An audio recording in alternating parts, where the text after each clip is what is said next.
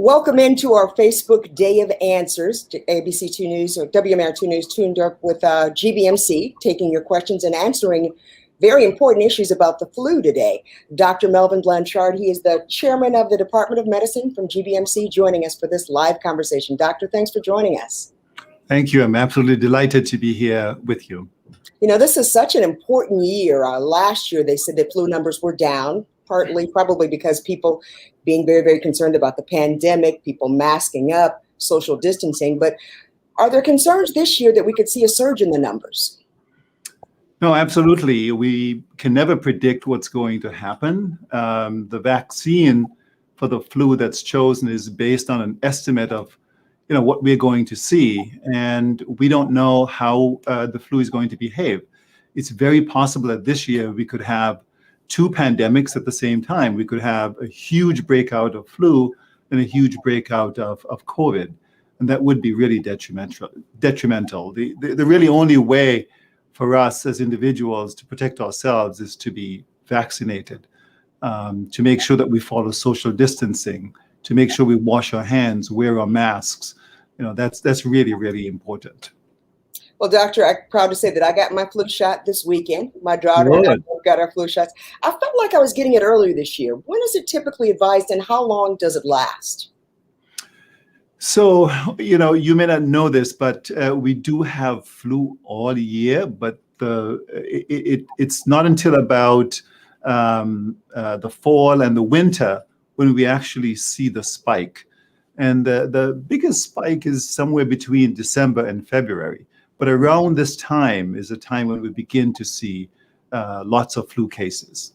And the reason for that is that the virus does survive very well in cold weather on the inside where we congregate. When it's cold, we don't want to go outside. So we spend more time indoors where the virus really enjoys. And so it's very easy for the virus to transmit during the wintertime. So what is the peak? When is the time that you should have it by? Should you by the end of October? That was the time. Absolutely. So that is a CDC recommendation that we all have our flu vaccine by the end of October. And it's good for how long? Or are you possibility of getting a second flu shot if you get it so early? So it usually lasts until the end of the season. If the season is prolonged, one may need, an extra dose later on, but that's rare. It's rare that we actually need an extra dose. There's some people who get the flu vaccine as early as they possibly can. Sometimes it's available late August. I think that's a bit early, and that might create a problem with coverage for the entire season, which could go until May of the subsequent year. Mm-hmm. Now, we've heard concerns always, every year, and you just mentioned it, about the efficacy of the flu vaccine based on whatever strain, whatever that you're treating this year. Do we know at this point if the shot that we're getting now is going to be effective for this strain, or does that something that comes out later on in the season? Yeah, it's a bit early. We'll find out soon. Okay.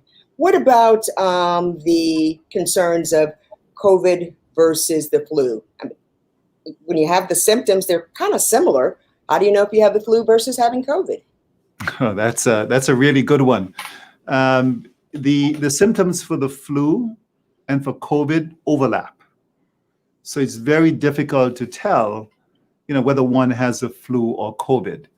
There are some symptoms that may be different for COVID, such as the loss of taste or smell. And many people have heard about that, but not everyone with COVID will have loss of taste or smell. So it's really difficult to tell from a symptom standpoint. But of course, we can do testing. We can test for flu. We've been doing that for decades, and we can certainly now test for COVID. So the way to separate it now is to do the testing.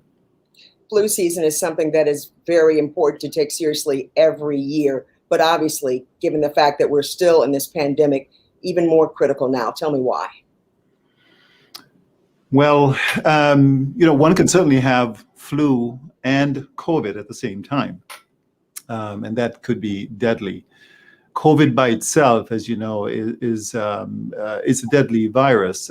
It can cause significant morbidity and mortality. People can become very sick. They're not able to go to work. They transmit it to others who might have an immunocompromised state, and that can increase their risk of death.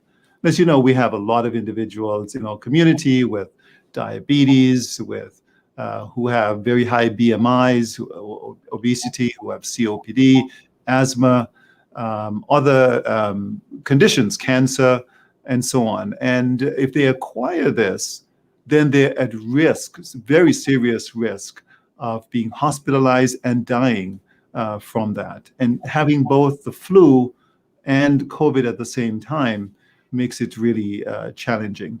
The other thing is that if we have flu and COVID, as you know, we need hospital beds for COVID.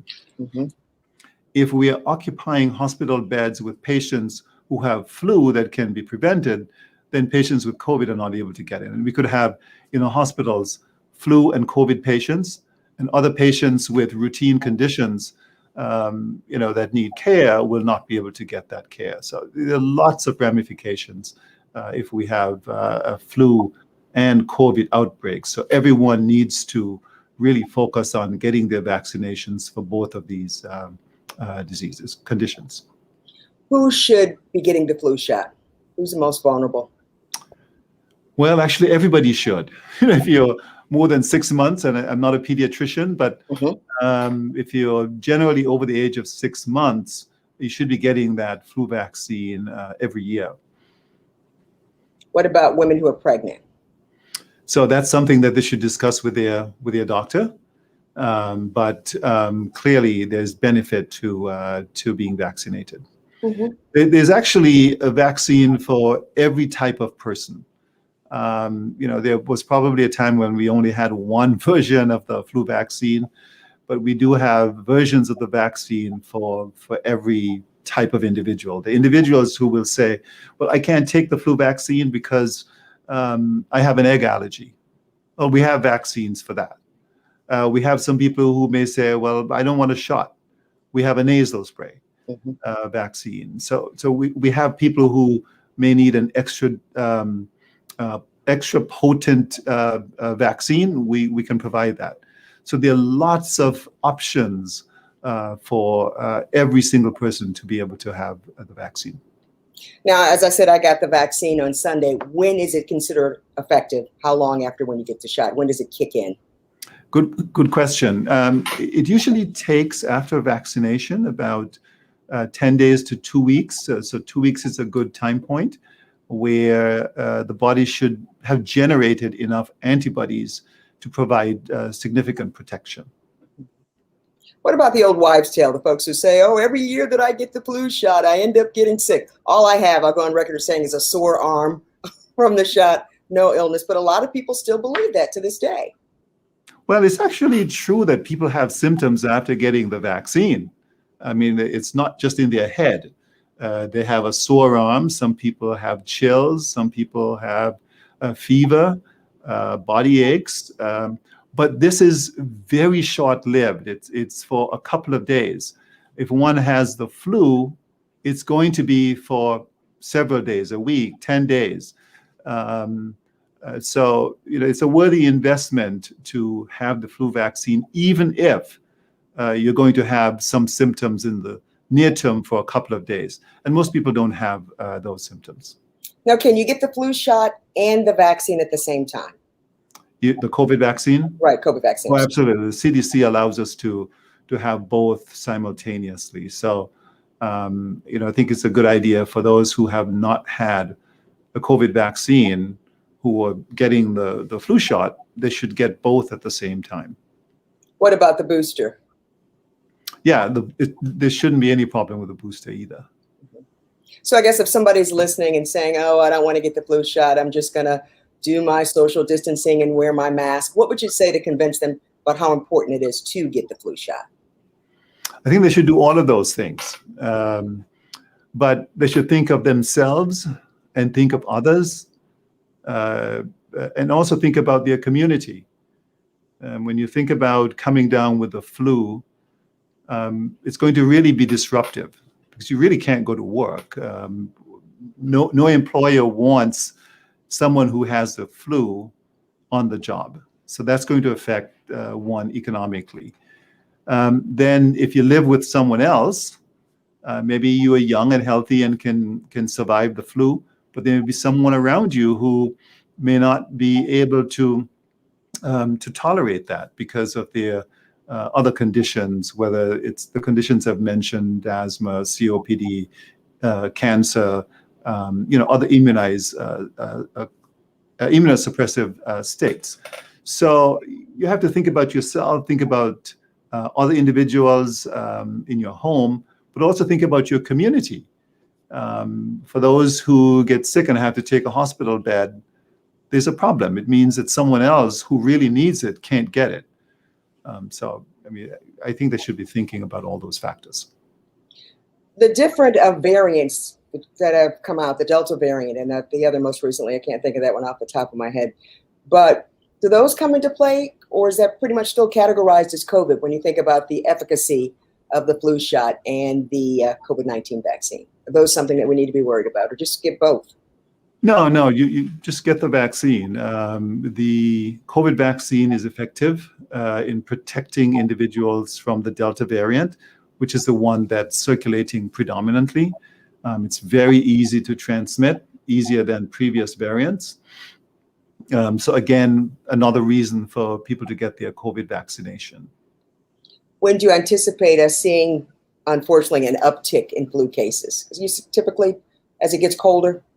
Yes. As I was saying earlier, in the wintertime, the humidity inside is quite low. The virus really enjoys that environment. It thrives in that environment. It's cold. We don't want to go outside. So we congregate indoors, and that's where the virus is. And it's very easy to transmit as a result. So as it begins to get colder and people begin to congregate more indoors, staying more indoors, then we will see a rise in flu if people are not wearing their masks, social distancing, washing their hands, those kinds of things.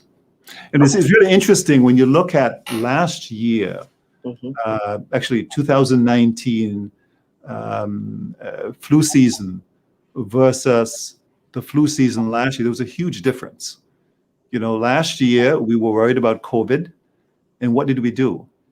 We wore masks, we social distanced, and we saw hardly any flu. Very few flu cases, very few hospitalizations. So there was a huge difference between last year, where the rate was very low because of our practices, and the year before, 2019. It looks like we had about 80 times the number of hospitalizations last year compared with the year before. And that's just because of, perhaps more people got the flu vaccine, but the social distancing, the mask wearing, it's very, very helpful. But I would think this year would be troubling because a lot of the mandates have been lifted. The businesses are open 100%. People are back to socializing in terms of activities and maybe not being as careful as they were last year. Yeah, you're absolutely right about that. Many people have had vaccination, and there's still some individuals who have been vaccinated who are getting infected with COVID. So we still have to wear those masks. And this year, because there are more people vaccinated, there is the likelihood that people will feel so protected that they don't need to wear their mask, they don't need to social distance. And if someone is infected, they can transmit it. They may or may not have symptoms. All right. Dr. Melvin Blanchard, thank you so much for joining us, answering our questions here on our Facebook Live. And the folks just tuning in or maybe getting only the tail end bit pieces, we're going to have it rebroadcast for you on our Facebook page as well as on our YouTube page, WMAR2news.com. Dr. Blanchard, thanks again for joining us. Kelly, it was a pleasure. Thank you. Thank you. Bye.